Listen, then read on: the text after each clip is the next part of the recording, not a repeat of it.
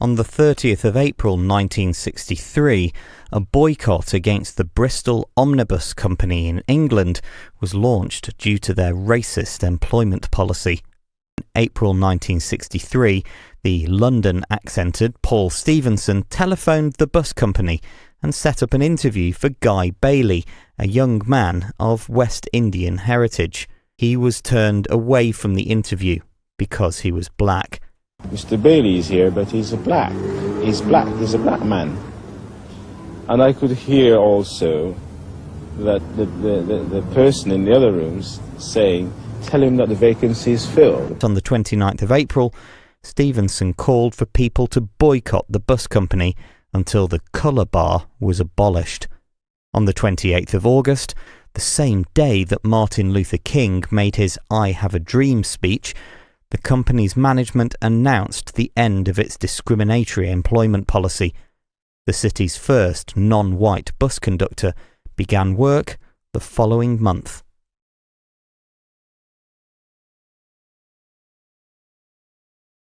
You know, this letter is long overdue. It is absolutely one of the top priorities of the things that I'm doing this year as being Lord Mayor, is having the privilege to bring this letter here to you today, because for me it's an act of justice. It's justice being done, and I'm playing a very small part in it, and I'm very proud to do so. I don't know whether you want that now. I hope you'll be happy with the contents. I think you probably also, has he seen the contents already? If you'd like, I'd read it to you. How about that? That'd be good. Yeah. Okay. I have to take the gloves off. After 6 decades. I know. Yes. After 6 decades, indeed. So it says, Dear Mr. Bailey, I write to offer a full and unreserved apology for the racist treatment you received from the Bristol Omnibus Company when it was operated through the Transport Holding Company and the Bristol Corporation. The Bristol Omnibus Company denied you a job solely because of the colour of your skin in 1963. This was clearly wrong, so it is only right that I add our apology for the hurt caused by this incident. I'd also like to take this opportunity to offer an apology to the wider black and minority communities of Bristol who were affected by this racist policy. We now pride ourselves in being an inclusive and diverse city. The racist policies perpetrated then by the Bristol Omnibus Company ran against everything that we want Bristol to be. I would like to thank you, the other leaders of the Bristol Bus Boycott, and the community who participated in the boycott for forcing the bus management to end its indefensible employment practices. The Bristol Omnibus Company's racist policies are a dark stain on Bristol's past, but the collective action taken by you, the boycott leaders, and the wider community who came together to help end this injustice will rightly be remembered as one of the city's proudest and most consequential moments. The boycott expedited calls to tackle racial discrimination and, paving the way for the historic Race Relations Act of 1965 and 68, you undoubtedly changed Bristol and the United Kingdom for the better. To recognise your exceptional service to the city, the Mayor, party group leaders and I would like to hold an extraordinary meeting to grant you the freedom of the city, the highest civic honour we can bestow on citizens. The status, as you know, has been conferred upon Paul Stevenson OBE. We will also propose that the honour be conferred upon Barbara Dettering and posthumously upon Roy Hackett OBE, Owen Henry, Prince Brown and Audley Evans, to recognise their work to advance racial equality in our country. Yours sincerely, Paul O'Rourke, the Right Honourable Lord Mayor of Bristol. Thank you. Thank you. Soon.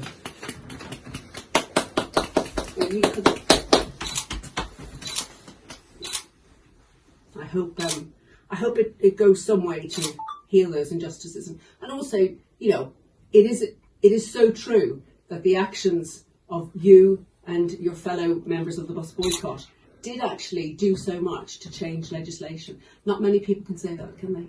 You've made a really big difference. Right. Well done. Good. I'm so proud of you. Yeah. Yes. I should make it absolutely clear that it wasn't just black that was involved with the bus boycott. We had local white citizens as well, which supported us. And the University of Bristol Union, they played a major part in getting the boycott on its way.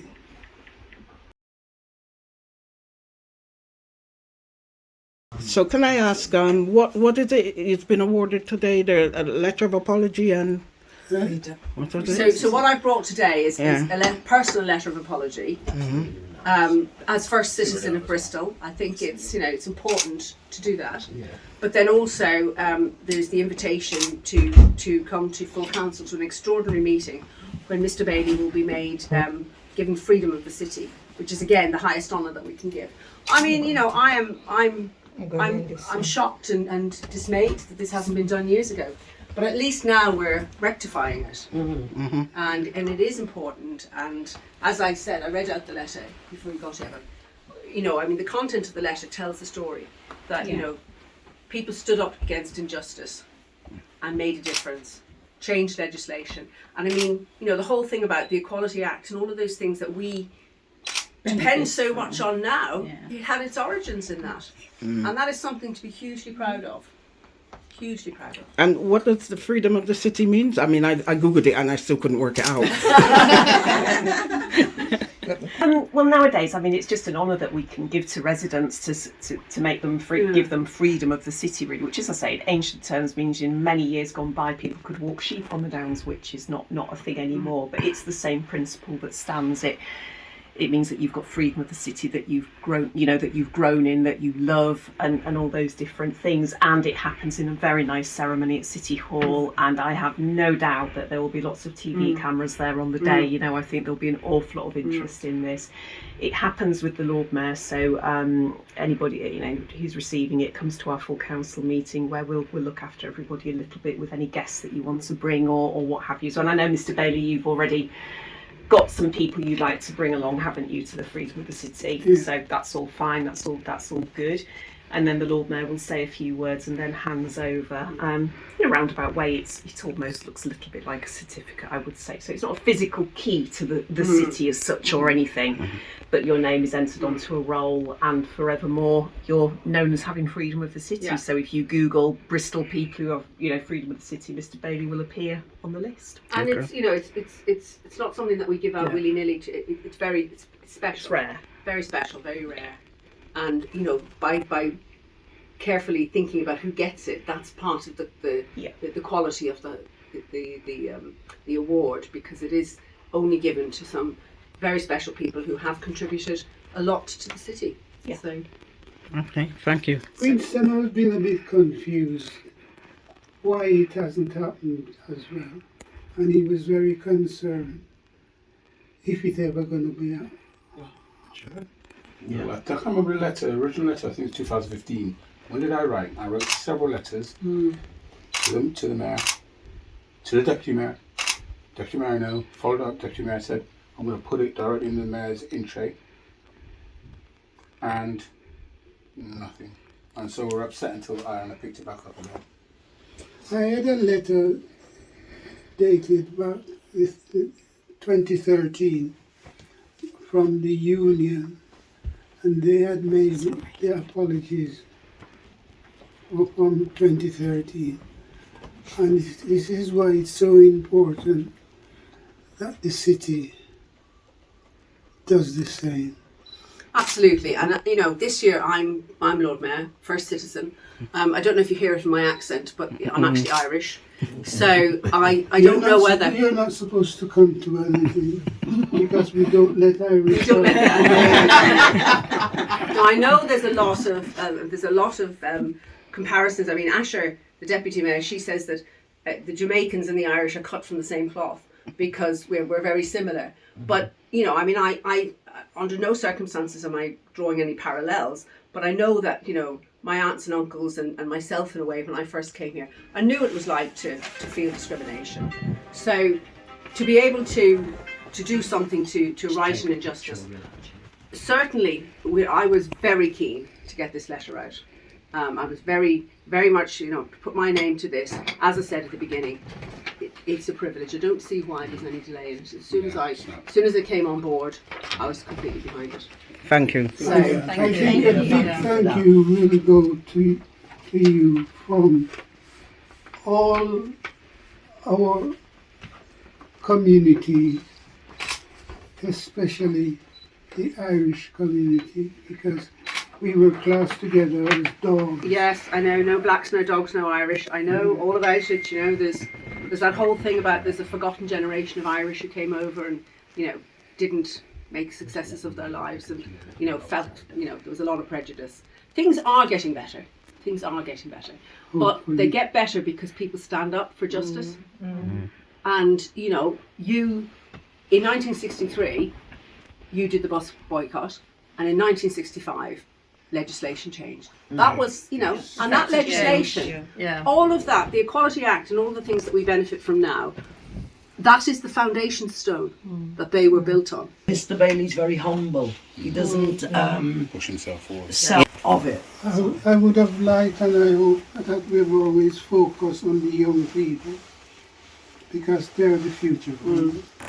Yeah, that's well. The cricket club is for young people, and as a result, you are the founding father of the cricket club, and that is your legacy over and above anything anyone have done in this city since I've been in Bristol anyway.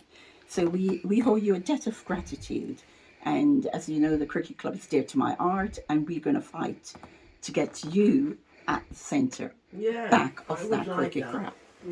No, seriously.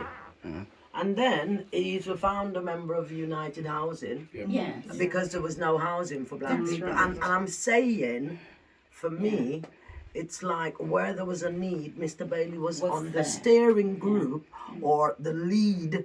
£750,000 he raised for that cricket club, single-handed.